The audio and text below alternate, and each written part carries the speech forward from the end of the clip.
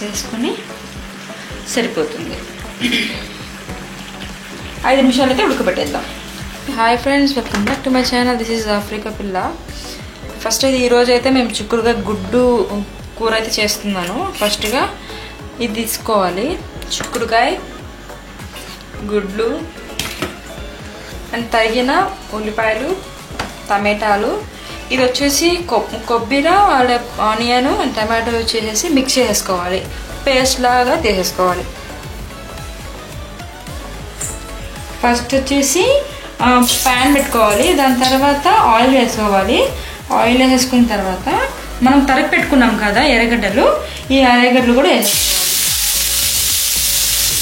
ఎర్రగడ్డలు వేసుకొని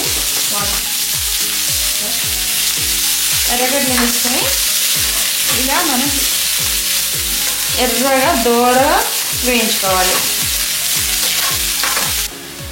ఇది వచ్చేసి కొబ్బరి, ఆనియన్ అండ్ 1 టమాటో యాడ్ చేసేసాను. ఇది యాడ్ చేసిన తర్వాత ఇలా వేయాలి. ఇలా వేసిన తర్వాత ఫస్ట్ దీన్ని అయితే మనం బాగా నూనె పైకి తేలేంత వరకు మనం వేయించుకోవాలి. అంటే కొంచెం పచ్చివాసన ఉంటుంది, పోయేంత వరకు మనం వేయించుకుంటే సరిపోతుంది. మనకు కానీ పచ్చివాసన కొంచెం అనిపించిన కూర అనేది, కర్రీ అనేది కొంచెం మనకు బాగా అనిపించదు. పచ్చివాసన పోయేంత వరకు కొంచెం వేయించుకుంటే సరిపోతుంది.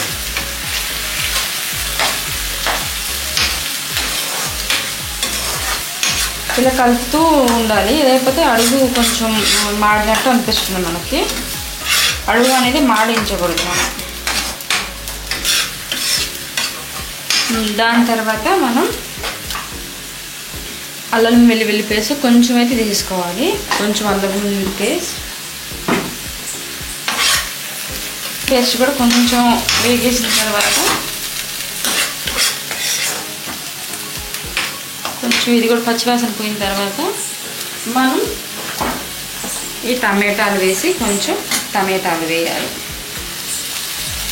టమాటాలు వేసి కొంచెం ఫ్రై అయ్యనవ్వాలి. 2 నిమిషాలు ఫ్రై అయితే సరిపోతుంది మనకి. ఎక్కువ ఏమి అవసరం లేదు, 2 నిమిషాలు అయితే సరిపోతుంది. దాని తర్వాత కొంచెం పసుపు, 1 టీ స్పూన్. దాని తర్వాత మనం కట్ చేసి పెట్టుకున్న చిక్కుడుకాయలు, ఈ చిక్కుడుకాయలు వేసేసుకోవాలి.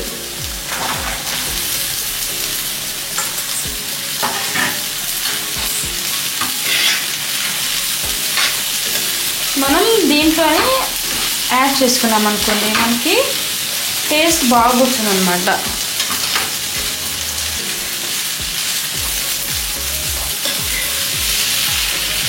ఒక్క నిమిషం ఇలా ఫ్రై చేసేసుకుంటే సరిపోతుంది.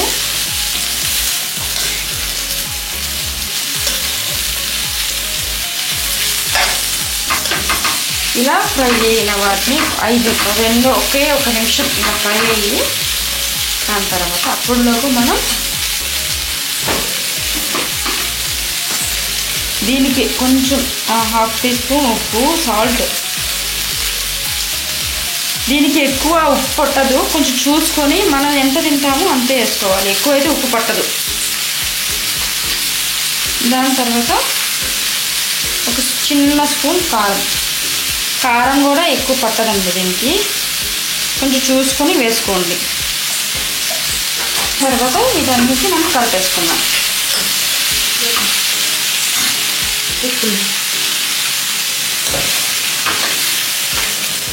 ఇదన్నిటికీ మనం కలిపేసుకున్నాం. చూసారా, ఇలా కలిపేసుకోవడం వల్ల మనకి అదొక టేస్ట్ అన్నమాట. తర్వాత మనం మసాలా తీసుకున్నాం కదా, ఇది మొత్తం బాగా బీన్స్కి పట్టడానికి కొంచెం వచ్చేసి నేను వాటర్ అయితే తీసుకుంటున్నాను. నేను తీసుకుంది అయితే బాయిల్ బీన్స్ అయితే కాదు, నేను తీసుకుంది పచ్చి బీన్స్. అందుకే కొంచెం ఉడకడానికి నీళ్ళు అయితే కొంచెం పడతాయి. ఇది మొత్తం గుజ్జులాగా వచ్చేస్తుంది.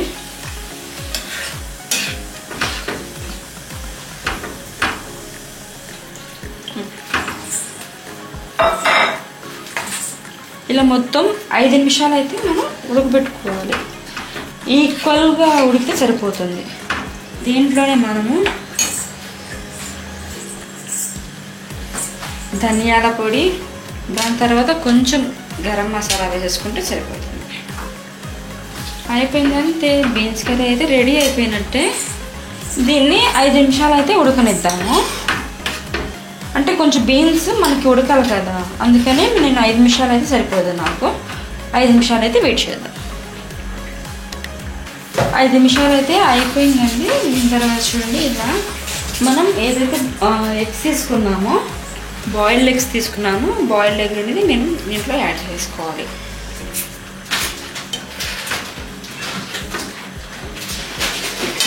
ఇది ఇప్పుడు బాగా ఉడితే మసాలా మొత్తము బాగా వచ్చేస్తుంది. ఇప్పుడు కొంచెం బాగా ఉడికినిచ్చేద్దాం. నాకు ఉప్పు మొత్తం సరిపోయిందండి. ఈ పచ్చివాసన పోయేంత వరకు, నూనె పైకి తేలేంత వరకు మనం ఉడికిచ్చేస్తే సరిపోతుంది. కర్రీ అయితే ఫైనల్గా అయితే అయిపోయింది. ఇప్పుడు మనం కర్రీ దించేసుకుని పెట్టేసుకుందాం, అంతే. బీన్స్ ఎగ్ కర్రీ అయితే ఇంతే అండి, చాలా ఈజీ. వేడి వేడి అన్నంలో అయితే చాలా బాగుంటుంది. ఇలా ఎప్పుడైనా మీరు ట్రై చేశారా? ట్రై చేయకపోతే ఇలాంటి ఫుడ్ అనేది మీకు ట్రై చేయండి తప్పకుండా. అనేది మీకు ఈ బీన్స్ కర్రీ మీకు అందరికీ నచ్చుతుంది. తప్పకుండా ఇది ట్రై చేయండి, మీకు చాలా బాగుంటుంది కర్రీ. కొంచెం టైంలోనే తొందరగా చేసేసుకునే కర్రీ ఏదైనా ఉందంటే ఇదొకటి మాత్రమే. నాకు తెలిసి తొందరగా అయిపోతుంది. ఇలా ఎగ్ వేసుకుని తినొచ్చు ప్రశాంతంగా, వేడి వేడి అన్నంలో అయితే మనం తినొచ్చు. మీకు కనుక ఈ రెసిపీ మీకు నచ్చినట్లయితే లైక్ చేసి, షేర్ చేసి, సబ్స్క్రైబ్ చేసుకోండి ప్లీజ్. మీ సపోర్ట్ అనేది మాకు చాలా అవసరం అండి. ప్లీజ్ సబ్స్క్రైబ్ చేసుకోండి. రేపు ఇంకో మరొక రెసిపీతో రేపు మనం కలుద్దాం. Bye bye.